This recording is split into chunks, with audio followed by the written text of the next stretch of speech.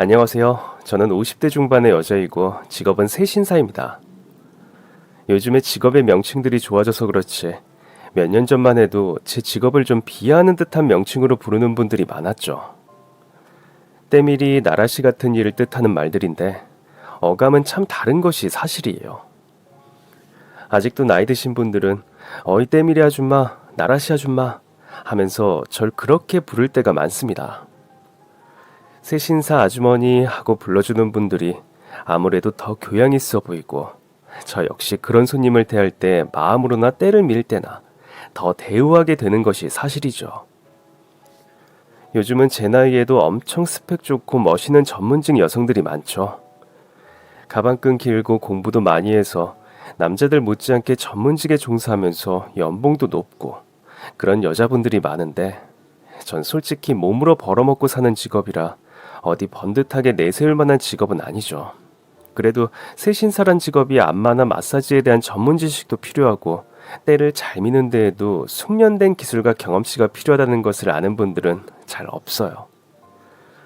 저만 해도 그냥 마구잡이로 이 일을 시작한 것이 아니고 목욕관리사 전문 양성학원을 제대로 졸업하고 일본에 사는 아는 친척집에 기거하면서 그곳의 세신 기술도 배우고 지압, 안마까지 나름 체계적으로 교육을 받은 뒤 세신사 일을 시작했거든요. 또 이 세신사란 직업이 제대로 할 줄 모르면 세신을 당하는 사람도 하나도 시원하지 않고 때를 미는 사람만 힘만 드는 그런 일이랍니다. 나름의 전문성과 프로페셔널함이 분명히 요구되는 직업이 분명하죠. 그럼에도 여전히 직업에 대한 사람들의 인식들이 좋지 않아서 가족들에게까지 그냥 목욕탕 관리한다 정도로만 말하고 세신사라는 직업을 숨기는 분들이 여전히 많습니다. 그렇지만 전 그런 축엔 속하지 않아요. 전 마음속으로 제 직업이 자랑스럽고 떳떳하다고 생각합니다. 사람들이 하도 좀 손가락질을 하고 사회적으로 인정해주는 직업이 아니다 보니 대놓고 자랑하거나 그렇진 않지만 전 제 직업을 한 번도 부끄럽다고 생각해 본 적이 없어요. 사람들의 몸을 깨끗하게 해주고 그들의 스트레스와 피로를 풀어주면서 돈을 받는 일이 왜 손가락질을 당해야 하는지 전 당최 모르겠거든요. 이런 이유로 저의 유일한 가족인 아들은 엄마인 저의 직업을 어려서부터 확실하게 알고 지냈습니다. 아들 녀석도 저와 성격이 비슷해서 엄마인 저의 직업을 부끄럽게 여기거나 숨기려고 하진 않더군요. 아들은 어려서부터 그랬고 어른이 된 지금도 엄마인 절 자랑스러워하고 좋아하는 아주 기특한 녀석이랍니다. 게다가 어려서부터 머리가 명석하고 공부도 아주 잘해서 성인이 된 지금은 의대를 졸업하고 국가고시를 합격한 뒤 수련의 과정을 거쳐 레지던트 과정을 밟고 있답니다. 제가 남편도 없이 혼자서 아들을 양육하면서 살아오다 보니 경제적으로도 넉넉하지 않았고 해서 아들에게 비싼 과외 한번 시켜주지 못했는데 저 스스로 그렇게 공부를 잘해 의대를 들어가고 또 무리 없이 전문의 과정을 밟고 있으니 얼마나 기특하고 대견한지 모릅니다. 아이고 세상에 자긴 참 좋겠다. 아들이 그렇게 똑똑하고 잘 나가니 얼마나 좋아. 보면 남편 복 없는 여자가 자식 복도 없다던데. 근데 자긴 그런 게 아닌 것 같아. 남편 복은 없어도 자식 복은 차고 넘치는 거 보면. 그렇게 배 아파하는 셋많은 여편 애들은 제 아들이 공부 잘해 의대 다니는 것을 그렇게 좀 꼬임말로 풀어가며 질투를 하는 경우들도 종종 있었죠. 그러거나 말거나 내 아들이 잘나서 의사가 될 거라는데 전 하루하루 힘든 줄 모르고 열심히 살게 되는 원동력이 되는 것이 사실이었습니다. 솔직히 남편도 없이 살아온 지난 세월이 결코 호락호락하지 않고 너무나 힘든 것이 사실이었는데 똑똑하고 착한 아들내미의 존재가 더 없는 위로였고 제가 삶을 버티는 유일한 이유이기도 했죠. 그런 아들내미가 결혼을 한다고 여자를 데리고 왔을 때 전 조금 놀랐습니다. 솔직히 전문의 면허까지 완벽하게 땄다고 결혼은 좀 천천히 했으면 하고 바라고 있었는데 레지던트를 밟는 와중에 결혼하겠다고 대뜸 신부감을 데리고 와서 적잖이 당황한 것이 사실이었어요. 게다가 그 사부인이라는 사람의 존재가 절 좀 기함하게 만들었습니다. 어머나 때밀이 아줌마 우리 동네 선녀 목욕탕 때밀이 아줌마 아니에요? 내가 10년 단골 때밀이 아줌마를 사돈으로 맺게 될 줄은 정말이지. 아유, 꿈에도 몰랐네. 그러고 보니 어디선가 낯이 많이 익다고 생각했는데 선녀탕 때밀이 아줌마가 맞으셨네요. 저희 엄마가 여기 아니면 때를 못 밀겠다고 하도 자랑하셔서 저도 몇 번 세심받은 기억이 나는데 저 기억하시겠어요? 상견례 자리에서 대뜸절 때밀이 아줌마라고 지칭하면서 호들갑들을 떠는데 전 태어나 그때 제 직업에 대한 회의감과 알 수 없는 부끄럼 같은 것들이 밀려오는 것을 느끼며 화끈거리는 얼굴을 진정시키느라 한참 애를 먹었습니다. 지금 와서 생각해보면 제가 부끄러워야 할 이유도 없었는데 왜 그리 민망하고 어디 숨고 싶은 기분이 들던지, 제 직업이 사람들이 천시하는 직업이 아니었더라면 잘난 내 의사 아들이 조건으로 꿀릴 것이 전혀 없고 훨씬 더 좋은 집에도 장가갈 수 있었을 텐데, 다 못난 어미 때문에 그렇다고 생각이 들었던 제 자격지심, 뭐 그런 것 때문이었던 것 같기도 합니다. 번듯하게 좀 내세울 수 있는 아빠 자리라도 있었으면 좋을 텐데 우리 아들은 그런 것도 아니라서 제가 더 기가 죽어 있었던 것 같기도 하고요. 며느리의 직업은 구급 공무원, 사부인의 직업은 알고 보니 파출부더군요. 그리고 며느리의 친아버지도 무슨 공무원으로 퇴임해서 부동산을 운영하고 있다고 했고요. 뭐 그리 대단히 내세울 만한 집안은 아니었는데 며느리의 친정아버지가 친가에서 받은 약간의 재산을 바탕으로 재테크를 좀 잘하는 바람에 상가 매장 서너 채를 가지고 있는 나름 알부자인 모양이었습니다. 파출부 일을 한단 사부인이란 사람, 참 성격이 얼마나 별나고 못돼 먹었는지 전 아들이 결혼하고 난 뒤부터 사부인이란 사람으로부터 정말 말도 안 되는 구박과 멸시를 받아야 했어요. 우리 딸아이가 명색인 나랏밥을 먹는 앤데 설마 결혼해서 같이 산다고 며느리한테 아침 차려라 살림해라 뭐 그럴 생각은 아니신 거죠, 사부인? 아니, 왜 또 갑자기 그런 말씀을 하세요? 며느리도 일은 하지만 저도 일을 하고 또 아들 아이도 레지던트 밟느라 지금 한창 힘이 들 시기인데, 식구들 모두 힘들게 일하는 상황이면 누구 하나만 할 것이 아니라 돌아가며 식사 준비를 하는 것이 이치겠죠. 물론 그런 말씀 굳이 안 하셔도 손이 어른인 제가 식사 준비는 대부분 할 거고요. 요즘 아가씨들이 살림하고 자라온 사람도 잘 없고 뭐 음식이라고 할 줄 아는 것도 없을 텐데 제가 하는 날이 더 많을 거니까 걱정 안 하셔도 됩니다. 그렇게 말씀해 주시니 다행이긴 한데 저희 딸아이를 팔자에 없는 시집살이 시키려니 걱정되는 게 한두 가지가 아니라서요. 제 딸아이가요, 나름 공주같이 자란 애예요. 제가 메이드라는 전문직을 가지고 있긴 하지만 제가 제 일을 하면서도 가정일에 소홀히 해본 적이 한 번도 없거든요. 전 바깥일 하면서도 살림 같은 거 딸아이한테 시켜본 적이 없어요. 저희 딸아이가 손에 물 한 방울 안 묻히고 자란 아이랍니다. 할 줄 아는 게 공부밖에 없어서 또 열심히 공부해서 공무원 되어가지고 지금은 나랏밥 먹는 아이고요. 아무튼 이렇게 귀하게 자란 아이니까 사부인께서도 그에 맞는 대우를 해주실 거라 믿고 있겠습니다. 본인 하는 파출부 일을 굳이 메이드란 단어를 써가면서 전문직이라 하는 것도 웃기고, 구급 공무원 하는 며느리를 두고 그걸 또 굳이 나랏밥 먹는다고 강조하는 사부인의 어법이 웃기기 짝이 없었죠. 그런 식으로 말하면 국립대학 의대를 나와 전문의 과정을 밟는 저희 아들은 뭐라고 표현해야 할까요?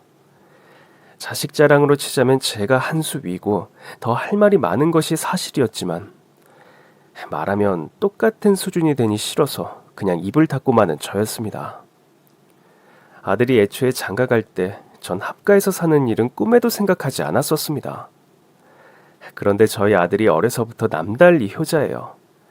초등학교 다닐 때부터 자긴 커서 훌륭한 사람이 되고 성공해선 엄마를 꼭 모시고 살 거다, 그런 얘기를 입에 달고 사는 아들이었습니다. 엄마, 난 결혼해서도 지금처럼 엄마와 한 집에 살래요. 결혼했다고 독립해서 제가 뚝 나가 살아버리면 엄마 혼자 얼마나 쓸쓸해요. 그런 거 생각하면 저 자다가도 밥이 안 넘어갈 거예요. 예, 네가 날 생각해주는 것은 좋다만 요즘 세상에 너 같은 마인드면 네 섹시드는 사람들 열이면 아홉 다 싫어할 거다.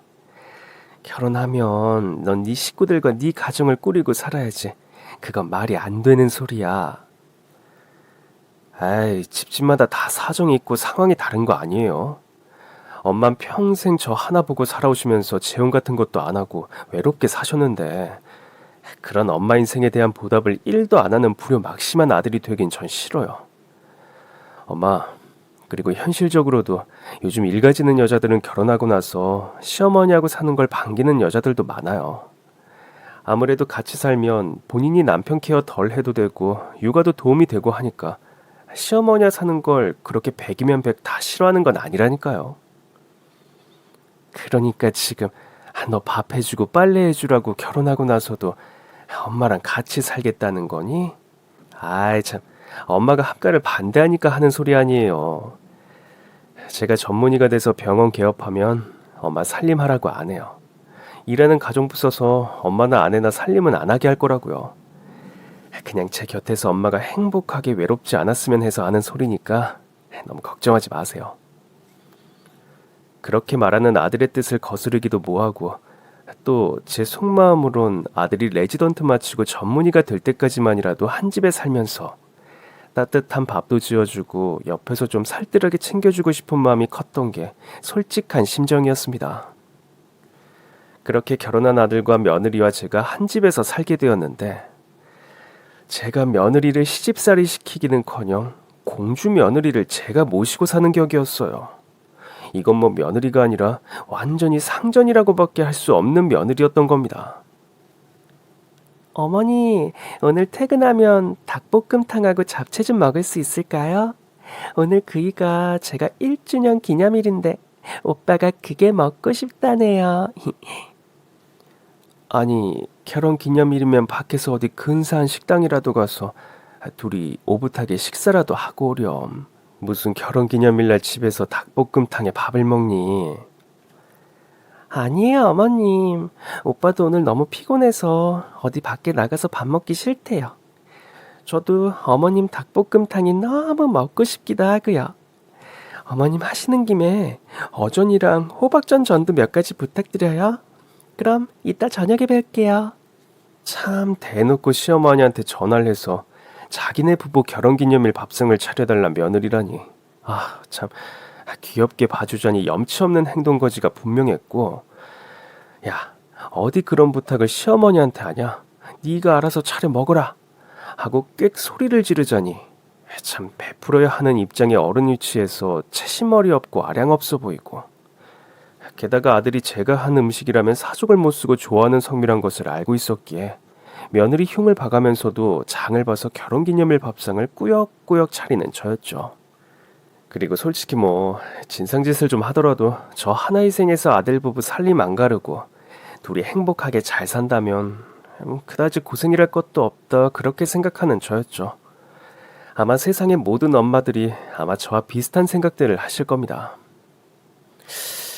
그런데요, 며느리가 하는 그런 좀 양심 없는 행동들은 그나마 며느리도 자식이다 그렇게 생각하면 넘어갈 수도 있겠으나 사부인이란 여자의 막대먹은 행동은 정말이지 참기가 힘들더군요. 한 동네에 살다 보니 그리 멀지 않은 곳에서 사부인네가 살고 있었는데 뒷간과 사돈댁은 멀수록 좋다는 옛 속담이 정말로 맞는 말이라는 것을 전 뼈 때리게 공감하는 나날이었죠. 어머 사부인, 제가 이거 딸아이 결혼할 때 강남 랄라리아 백화점에서 100만 원도 넘게 주고 산 침구 세트인데 아니 이걸 이렇게 방치해 두시면 어떻게 해요? 방치라뇨. 다 세탁해서 건조기로 돌린 다음 깨끗하게 새로 다 끼워 놓은 건데요.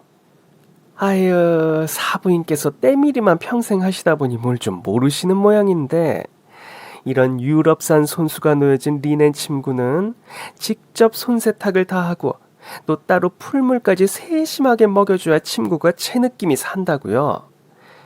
풀 먹인 린넨 침구가 고슬고슬하니 얼마나 기분이 좋고 숙면을 취하게 해주는 건데요. 아이 거참, 우리 딸아이는 풀 먹인 친구가 아니면 여름에 잠을 못 자는 앤데 이부자리가 이렇게 불편해서 어떻게 견뎠담? 전문직 파출부 출신이라 그런지 침구 관리 아주 빠삭하시네요. 그럼 말로만 그러지 마시고 한번 직접 시범을 좀 보여주세요. 제가 때밀이라 그런 건 원체 잘 몰라놔서 사부인께 배운 다음번부턴 제가 확실히 하는 걸로 하죠.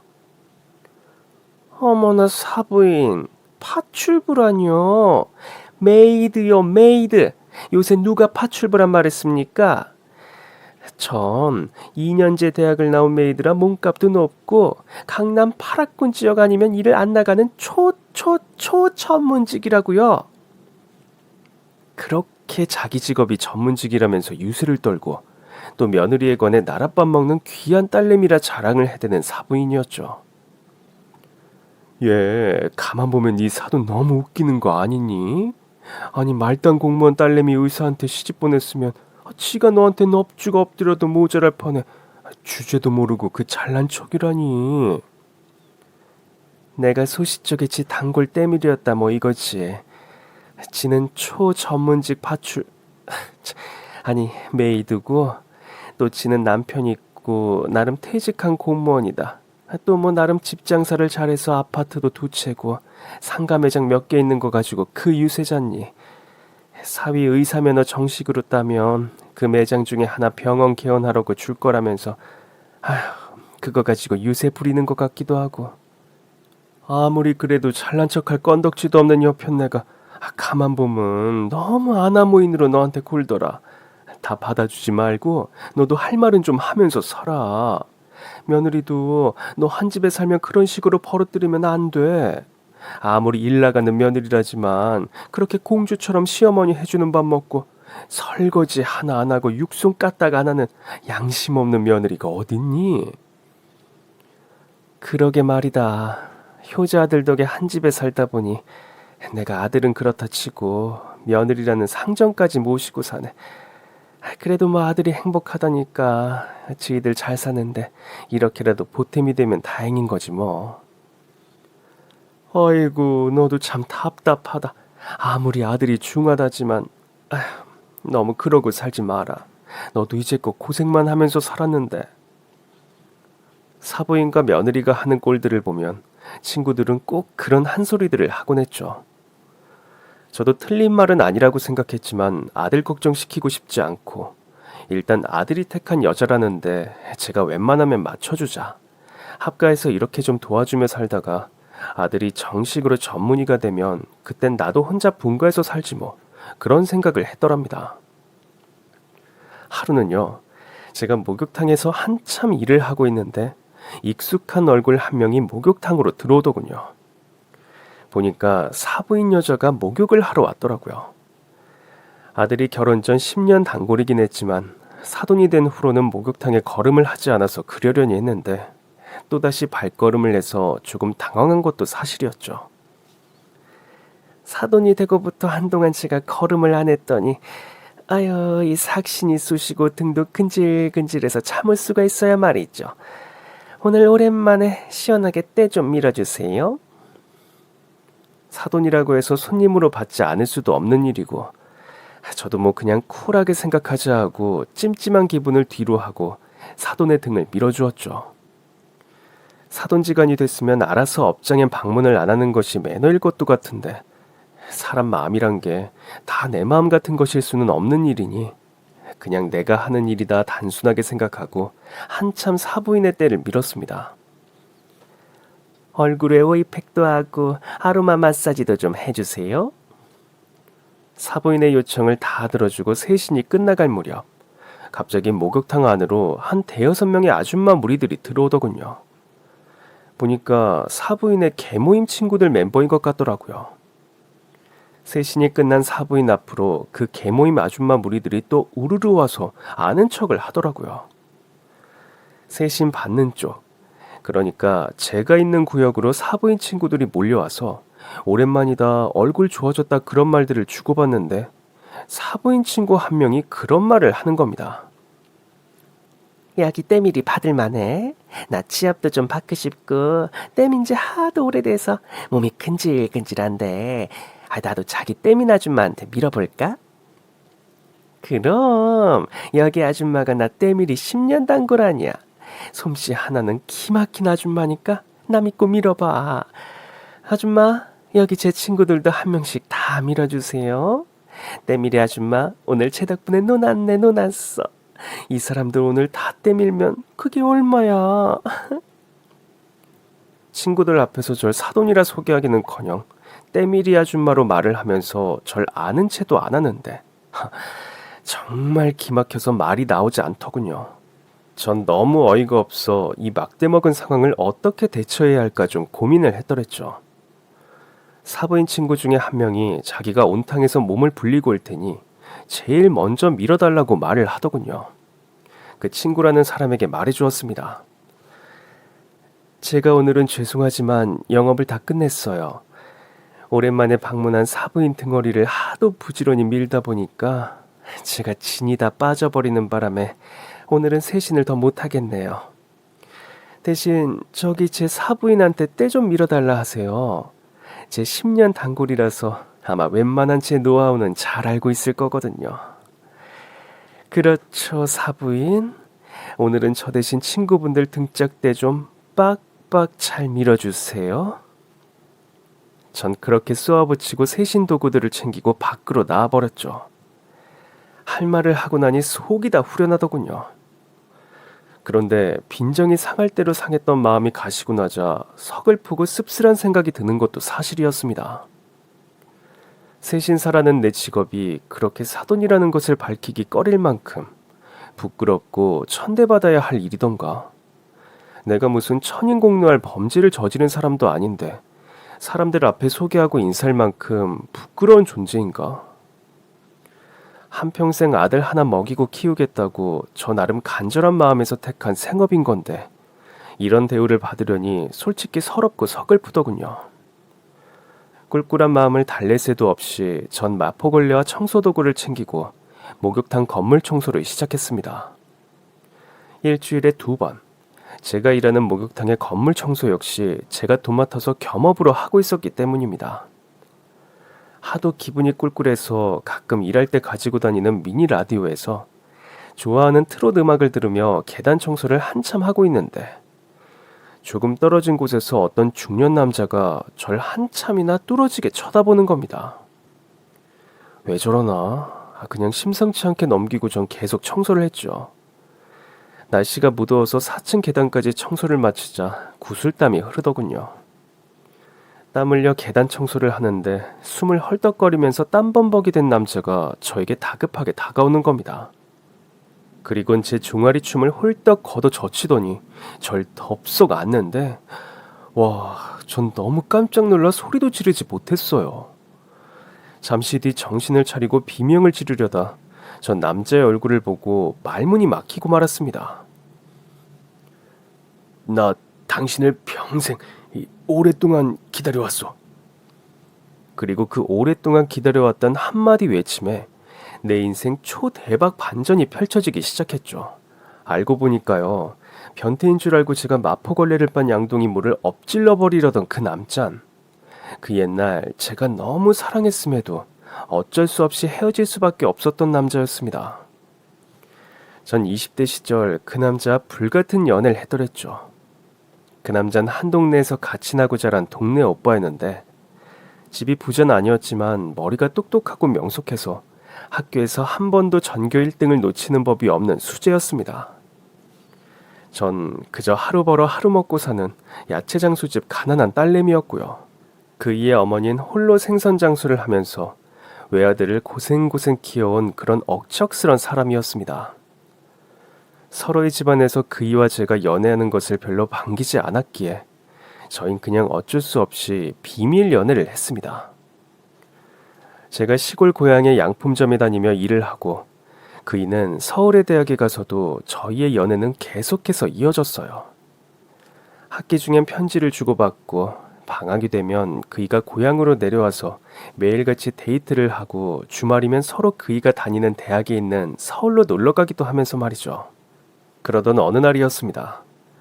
며칠째 입맛이 통 없고 속이 울렁거리는 데다 몸도 으슬으슬 춥고 처음엔 감기인가 싶어 병원에 갔는데 정밀 검사를 좀 해보더니 저한테 임신 2개월째라고 하는 겁니다. 전 너무 깜짝 놀라고 겁이 나서 어떻게 해야 할까 한 며칠 혼자서 누구에게 말도 못하고 끙끙거리며 고민을 하고 있었죠. 고민하다 아무래도 그이에게 말을 해야겠다 싶어 찾아갔는데 동네에서 제 절친한 친구 미희와 그이의 어머니가 다정하게 한참 무슨 말인가를 주고받고 있더군요. 전 그이의 어머니와 미희에게 인사를 했죠. 아니 숙자, 네가 우리 집에 무슨 일이냐? 아니 그냥 지나가는 길에 잠시 들렸어요. 마침 잘 됐다. 너한테 안 그래도 내가 할 말이 있었는데. 무슨 말씀이신데요, 어머니? 아니 얘 좀 봐라. 내가 왜 네 어머니니? 말 좀 가려서 하렴. 누가 들으면 네가 내 며느리감이라도 되는 줄 알겠구나. 내 며느린 네가 아니라 여기 있는 미희가 내 며느리지. 올가을에 찬수가 미희하고 결혼식 올리기로 다 결정되었으니 너도 그리 알고 우리 찬수 만나는 거 관두렴. 아무리 친한 동네 오빠 동생으로 만났어도 결혼할 남자 그렇게 아무 때나 찾아오고 하는 거 아니다. 알겠니? 알고 보니 동네에서 알아주는 부잣집 딸이었던 미희와 서울 명문대에 다니는 그이의 어머니가 서로 자기 자식들을 결혼시키자고 어렸을 때부터 단단히 약속을 했다고 합니다. 저와 그이는 사실 이 사건이 있기 한 달 전에 헤어진 상태였어요. 집안이 하도 반대를 하는 연애를 하다 보니 사사건건 본의 아니게 부딪힐 일들이 많았는데 사소한 말다툼 끝에 제가 헤어지자 쏘아붙이고 연락을 안 한 지 한 달이 넘어가던 때였죠. 그래도 그렇지 헤어진 지 얼마나 되었다고 동네 처녀와 결혼 약속을 덜컥 해버린 건지 야속하고 미운 마음이 부글부글 끓어오르더군요. 제가 아무리 냉정한 말로 헤어지자고 했기로써니 그렇게 바로 제 친구 미희와 결혼 약속을 해버릴 줄은 꿈에도 몰랐습니다. 그런데 미희라는 여자애가 또 둘도 없는 저의 친한 친구였어요. 미희는 제가 그이와 그렇게 깊은 관계이고 임신까지 했단 사실은 꿈에도 모르고 있었고요.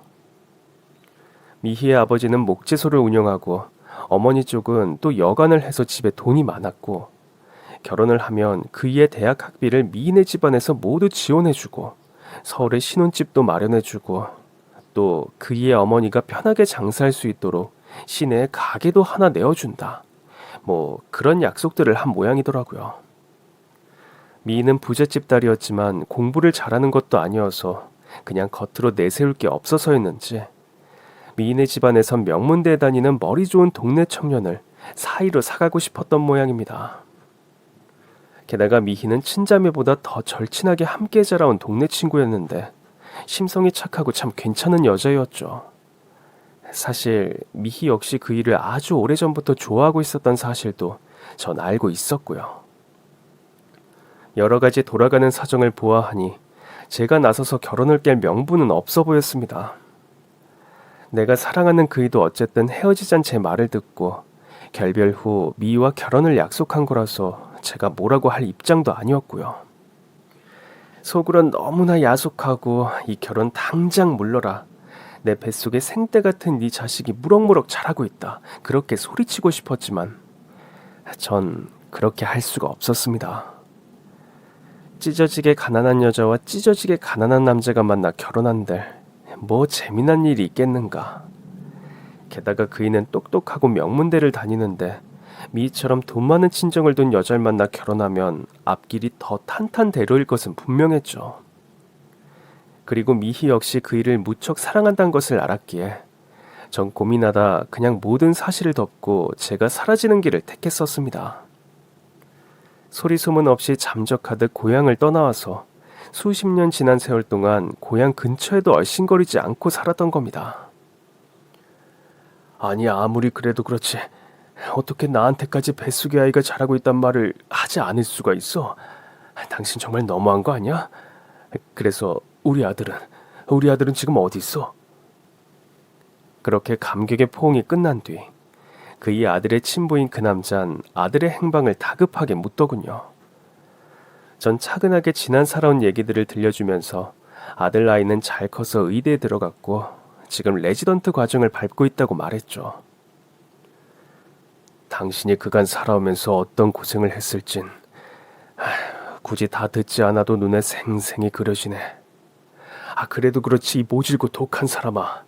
그 긴 세월 내 아들 낳아 키우면서 어떻게 나한테 연락 한 통을 안 하고 지낼 수가 있어? 당신이 임신했다는 사실 나한테 다시 돌아오고 싶다는 사실을 알았더라면 난 당장 그따위 결혼 파토 내고 당신한테 달려왔을 거라고. 그때 내가 당신한테 해줄 수 있는 일이라곤 하나도 없어서. 그리고 당신 어머니가 늘상 하시던 말. 제발 내 아들 앞길 막지 말아달라며 울며 불며 애원하던 그게 잊혀지지 않아서 말이에요. 우리 연애할 때 반대하시면서 매일 밤 날 찾아와서 당신 어머니가 당신 만나지 말아달라고 그렇게 애원을 하셨어요. 또 미희는 내 제일 친한 친구인데 걔를 배신하는 것도 마음에 걸리고 당신 역시 나하고 헤어진 후에 한 결심이라 돌이키지 않을 거라 생각했죠. 당신 예나 지금이나 왜 이렇게 바보 같은 거야? 내가 그때 당신하고 헤어지고 얼마나 힘들고 괴로웠는지 알기나 해? 당신하고 헤어진 마당에 아무 여자하고 결혼해도 상관없다. 당신 말고 다른 여잔 그게 누가 됐든 아무 감흥도 뭣도 없다. 그런 생각으로 이판사판 심정으로 결혼한 건데. 당신 미는 잘 지내죠? 미하고는 5년 전에 사별했어. 미가 암투병을 오래 했지. 살아 생전에도 난 그다지 성실한 남편이 못 되었고, 난 당신을 잊지 못했고 마음속에 당신이란 다른 여자를 품고 애먼 여자와 결혼 생활을 평생 했으니 서로 불행이었던 거지 뭐. 그렇게 말하면 눈물을 글썽거리는 그 남자를 보자니 저도 눈물이 앞을 가리더군요. 미안하다. 소리 소문 없이 잠적해서 정말 미안했다. 하지만 그땐 그게 최선의 선택이라 생각해서 나도 어쩔 수가 없었다. 그래도 꿋꿋하게 살아오면서 당신 아들 멋지게 잘 키워냈으니 나한테 너무 그런 소리 그만해라. 그런 말들을 나누며 한참을 서로 다독였죠. 아이 아빠는 그 옛날 서울 명문 법대를 다니고 있었는데 대학을 졸업하고 바로 사법고시에 합격해서 변호사 일을 오래 했다고 합니다. 변호사 일을 할 때 돈을 제법 많이 벌었고 지금은 변호사 일을 관두고 젊은 시절 번 돈을 바탕으로 부동산 임대업을 하고 있다고 하더군요. 그러면서 제가 일하는 목욕탕 건물도 자기 소유라며 오랜만에 건물 상태도 둘러볼 겸 들렀다가 제가 계단 청소를 하고 있는 걸 발견했다는 겁니다. 멀리서 뒤태만 보는데도 뭔가 느낌이 찌르르한 게 기분이 심상치가 않더라고. 그래서 내가 헐레벌떡 당신한테 정신없이 뛰어온 거잖아. 내가 요즘 운동 삼아 부러 차를 가지고 다니지 않는데 날씨가 더워서 걸어오다 보니 안 그래도 땀을 한 바가지 흘려서 내가 좀 이상한 사람 같아 보이긴 했겠네. 그런데 그런 거 생각할 거 없이 뭔가에 이끌리듯 당신한테 오게 되더라고. 그나저나 종아리는 왜 변태같이 들춰본 거예요? 아니 몰라 물어? 당신 종아리에 초승달 모양 반점이 있잖아. 옛날에 당신이 그 반점 때문에 스커트 입기 싫어하면 난 되려 그게 당신 매력이라고 스커트 입으라고 성화였지. 멀리서도 당신 종아리에 그 초승달 반점이 보이면 당신이구나 알아봐줘서 난 좋다고 했고, 당신은 그게 싫어서 매일 바지만 입으려고 했고, 그거 가지고 우리 젊은 시절 아웅다웅 다투던 거 기억 안 나? 제가 태어날 때부터 종아리 부근에 초승달 모양 반점이 있어요. 정말 흔하지 않는 모양의 점인데 그것 때문에 젊은 시절 치마도 마음대로 잘 입고 다니지 못했었는데 그 점을 기억한 아이 아빠가 제 종아리를 걷어보려고 했던 겁니다. 반점이 제 종아리에 그대로 있었고 제가 저인 걸 확신한 그가 덥석 끌어안은 것이었죠. 부동산 사업까지 하면서 아이 아빠는 상당한 재력을 일군 모양이더군요. 제가 본인 소유의 목욕탕에서 세신사로 일하고 있다고 하니 힘든 일은 당장 그만두라고 성화였어요. 이제부턴 죽는 날까지 제 손에 물 한 방울 묻히지 않고 살게 해주겠다는데 전 갑자기 뒤바뀐 저의 운명이 꿈인지 생시인지 솔직히 잘 실감이 나질 않더군요. 아이 아빠는 바로 아들을 봐야겠다면서 아들 있는 곳으로 가자고 하도 성화를 부려서 전 당장 그 일을 데리고 아들이 일하는 서울 시내 대학병원으로 달려갔습니다. 기별도 없이 병원을 찾아온 절 보고 아들은 처음에 좀 놀라더군요. 엄마, 대체 무슨 일이시길래 이 시간에 연락도 없이 병원을 다 찾아오셨어요? 다름이 아니라 깜짝 놀랄 소식이 있어서 말이다. 실은 엄마가 네 아빠 오래전에 돌아가셨다고 했는데 사실은 살아계셨단다.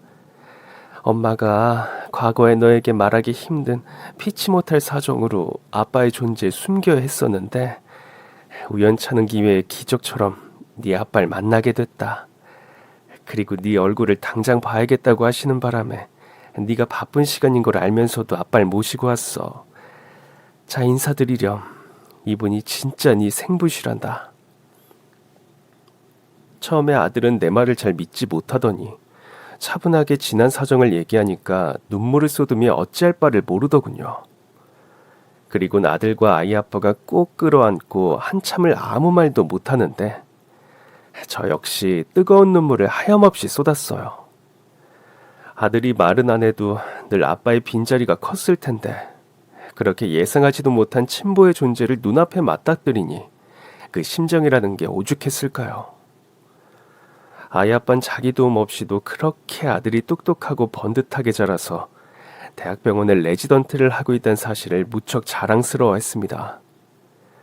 이제까지 힘들게 공부하느라 고생했는데 이제 전문의 자격증만 따면 본인 소유 건물 가장 멋있고 좋은 자리에 아들의 병원을 개원해주겠다면서 벌써 큰 소리치는 아이 아빠였죠.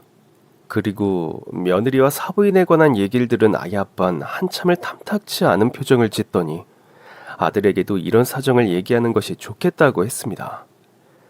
평소에 저라면 좋은 게 좋은 거라고 넘어갔을 테지만 목욕탕에서 절 완전 투명인간 취급하며 때밀이라 부르던 사부인의 언행이 잊혀지지가 않아서 더 이상은 사부인과 며느리의 만행을 숨길 필요가 없다는 생각이 들더군요. 재력과 명예가 빵빵한 친아버지가 아들에게 생긴 마당에 뭐 그런 조그만 상가 매장 운운하며 사위에게 병원 자리 내줄 거라 떵떵거리는 그 사돈의 잘난 척에 한 방 먹이고 싶다는 생각이 드는 것도 사실이었고요. 무엇보다 절 친구들 앞에서 사돈이라 소개조차 안 하면서 한낱 동네 때밀이 취급하던 사돈의 만행이 도무지 용서가 안 됐습니다. 그날 바로 전 아이 아빠와 함께 집으로 들어갔고 아니나 다를까 며느리와 사부인까지 집에 와 있더군요. 아니, 못 보던 남자분이 왜 집까지 들어오시는 건가요? 제 남자친구랍니다. 늙음하게 외로워서 저도 애인 한 명 만들어봤어요. 어머나 망측해라. 아니 사부인, 며느리 보기 부끄럽지도 않으세요? 그 나이 먹고 무슨 애인입니까? 사돈, 사람이 나이를 들수록 좀 체면을 알고 위신을 지킬 줄 알아야죠. 오늘 낮엔 절 사람들 앞에서 아는 체도 안 하고 그냥 때밀이 취급하시더니 왜 갑자기 사돈 타령이세요? 아니, 그럼 내놓으라 하는 친구들 앞에서 때밀이 아줌마를 제 사부인이라고 할 수는 없는 거잖아요. 나도 체면이 있고 위신이 있는 건데 안 그래요? 듣자 하니 정말 더는 못 들어주겠군. 당신 뭐가 그리 잘나서 내 마누라한테 때밀이 아줌마라고 하는 거야? 이 사람 이제 더는 때밀이도 아니고 그 목욕탕 건물주 사모님이야. 직업에 귀천이 있는 것도 아닌데 인격 한번 모질이는구만. 그런 당신은 얼마나 잘났길래 무슨 일을 하길래 그리 잘난 척이야? 아이 아빠가 호통을 치자 사부인은 깜짝 놀라며 영문을 파악하지 못해 어리둥절하더군요. 뒤늦게 아들이 들어와서 사태를 전달했고 사부인은 그제서야 그간의 잘못을 빌면서 마음 상한 게 있으면 풀라면서 싹싹 비는 겁니다. 전 이제 와서 그런 말은 별 의미가 없다면서 며느리와 함께 사는 일을 그만두겠다 했죠. 어차피 아이 아빠와 살림을 합치기로 해서 아들 내외와 한 집에 사는 것도 불가능해졌기 때문입니다. 사정을 들은 아들은 한 며칠을 고민하더니 아내와 한동안 별거를 하겠다고 하더군요. 그게 대체 무슨 소리냐고 제가 노발대발 했더니 실은 며느리와 성격이 맞질 않아 계속 결혼 생활을 유지해야 할지 고민이 평소에 깊었다는 겁니다. 그런 소리를 왜 이제야 하냐고 했더니 괜히 엄마 걱정시키고 싶지 않아 그랬다는 그런 아들에게 뭐라고 더 언성도 높이지 못하겠더군요. 그렇게 저와 아들, 아이 아빤 새로이 살림을 합치고 새 집에서 함께 생활하게 되었습니다. 강남의 비싸기로 유명한 주상복합 아파트가 그의 보금자리였더군요. 드라마에서나 봤던 그런 비싸고 좋은 집에 같이 살게 되다니 참 이게 꿈인지 생시인지 분간이 힘든 나날들이 이어졌습니다. 혼인신고도 부랴부랴 하게 되어서 저에게도 그이는 비로소 저의 남편이 되었답니다. 내 평생 남편이란 자리는 없는 건 줄 알았는데 이렇게 세월을 돌고 돌아 그 옛날 내가 그토록 사랑했던 남자가 결국 내 남편이 되다니 정말 감개가 무량하더군요. 게다가 세월을 거치며 직업적으로도 성공하고 그 많은 재산을 일군 재력도 짱짱한 사람이 제 남편이 되다니 참 믿기 힘든 현실이 아닐 수 없었죠. 평생 전 그저 박복한 팔자련이 첫 남자 연애의 단추를 잘못 깬 후로 편안하게 살면서 사랑받을 팔자 못 된다고 포기하고 살았는데 늙음하게 저만을 바라보며 절 기다려왔다면서 그렇게 사랑으로 맞아주는 남편을 제외하니 솔직히 하루하루 사는 맛이 나더군요. 게다가 뒤늦게 아빠란 존재가 생길 아들 역시 너무나 행복해했습니다. 아들이 씩씩하고 당당한 성격이라 괜찮은 줄로만 알았는데 아빠란 그늘이 많이 그립고 필요했던 것을 알게 되더군요. 몇십 년 만에 상봉했는데도 불구하고 단 며칠도 되지 않아 스스럼 없는 부자 관계가 되는 남편과 아들을 보면서 참 피는 물보다 진하다는 진실을 실감하게 되었습니다. 이젠 주말마다 둘이 일찍 일어나 등산을 하고 같이 사우나에 들러 목욕을 하고 들어오고 평일 저녁에도 둘이 코드가 잘 맞아서 툭하면 밤늦게까지 함께 술잔을 기울이다 한방에서 잠드는 아들과 남편이네요.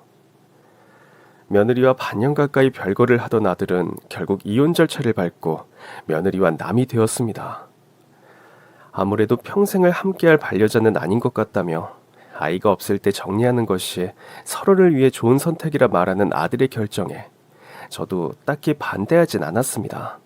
남편도 아들의 결정을 존중해 주었고요. 사부인의 만행을 뒤늦게 전해들은 아들은 특히나 그런 집안의 사람들과 평생 가족으로 얽히는 일은 아닌 것 같다며 이혼을 더 서둘렀는데 틀린 말은 아니란 생각이 들어서 저도 이혼을 만류하지 않았습니다. 그렇게 몇 년이 흘러 아들은 레지던트 과정을 마치고 전문의가 되었어요. 남편 소유의 건물에서 가정의학과를 개원해 성업 중에 있습니다. 전문의를 마치고 같은 업계의 피부과 여의사를 만나 연애를 했는데 결국 둘이 결혼도 하게 되었어요. 새로 들어오는 며느리감은 성품도 착하고 온화해서 아주 제 마음에도 쏙 든답니다. 사부인 자리도 교양 있고 저 살아온 얘기를 들으시곤 홀몸으로 아들을 훌륭하게 잘 키워내셨다며 그렇게 잘 키운 아들을 사이로 주셔서 감사하다 인사치레를 할 줄 아는 그런 예의 바른 사람이었답니다. 남편과는 너무 오랜 세월을 돌고 돌아 만나서 그런지 저희 부부는 나이가 든 중년 부부임에도 권태롭거나 짜증나는 일 없이 현재까지는 아주 즐거운 결혼 생활을 유지 중입니다. 사연을 모르는 사람들은 저희 부부를 보고 그런 소리들을 합니다. 오래 산 부부 같아 보이지가 않고 신혼부부처럼 사이가 좋고 대화도 많이 하고 웃음꽃이 핀다고요. 그런 사람들에게 일일이 저희가 살아온 과정과 복잡한 사연들을 풀어놓을 수는 없는 노릇이어서 그런 얘기를 들을 때마다 저나 남편이나 그저 말없이 웃어드리고 말죠. 예전에 무슨 인기 드라마에서인가 사랑은 돌아오는 거야를 외치며 주인공이 부메랑을 힘껏 던지는 장면이 있었는데 그게 저와 남편의 경우를 두고 하는 말 같기도 해요. 정말 살아서 다시 얼굴 볼 일이 없을 사람이라 생각하던 남편이었는데 그런 기막힌 우연으로 재회를 하고 다시 살림을 합쳐 부부로 살게 되다니 참 꿈만 같은 일이 아닐 수 없죠. 그렇게 제가 평생을 그리워하면서 솔직히 다음 생엔 곡절없는 남편이란 사람을 만나 마음고생하는 일 없이 행복하게 연애도 하고 주변의 축복을 받으면서 결혼도 하고 그런 부질없는 생각을 가끔 하던 저였는데 다음 생의 꿈이 현생에서 이렇게 버젓이 실현될 줄은 저도 예상하지 못했던 일이랍니다. 재력가 남편 덕에 팔자 없는 호사를 누리며 사는 요즘 생활이 가끔은 실감나지 않을 때도 있어요. 제가 워낙에 고생하며 힘든 일을 하며 살아오던 사람이라 더 그런 것 같기도 하고요. 무슨 로또 맞은 사람처럼 이렇게 돈도 안 벌고 당신 주는 돈으로 쇼핑 다니고 운동 다니고 피부과 다니면서 사니까 영 실감이 안 나고 무임승차로 인생 사는 것 같은 기분이 들어서 묘하네. 무임승차라니. 자기 평생 나 위해서 우리 아들 위해서 세신사로 건물 청소부로 힘들게 산 거 다 아는데 그런 소리를 해. 나 행복하게 편하게 살라고 당신이 그 옛날 그 힘든 선택을 하고 희생했는데 앞으로는 그냥 누리면서 살아. 그게 당신한테 내가 지난 세월 보상하는 방법이니까. 그러니까 내가 시키는 대로 하라고. 알겠소? 그렇게 웃으며 말하는 남편이어서 저도 더는 이런 말을 하지 않고 행복한 일상을 누리는 요즘입니다. 고생 끝 낙이 온다. 이 단순한 진리를 한때 부정하며 살던 힘든 시기가 있었는데 살다 보니까요. 이 말이 딱 맞는 듯 합니다. 어떤 고생과 어떤 낙을 겪을진 천차만별이지만 뭔가를 견딘 만큼의 대가가 있는 게 인생사 같아요. 여러분도 지금 고생의 길을 겪고 계시더라도 기운 빠지지 말고 힘내시길 바랍니다. 반드시 찾아오고야 말 낙의 순간, 행복한 그날을 위해 오늘 하루도 파이팅입니다. 그럼 지금까지 제 긴 얘기 들어주셔서 정말 감사합니다. 오늘도 행복한 하루 되세요.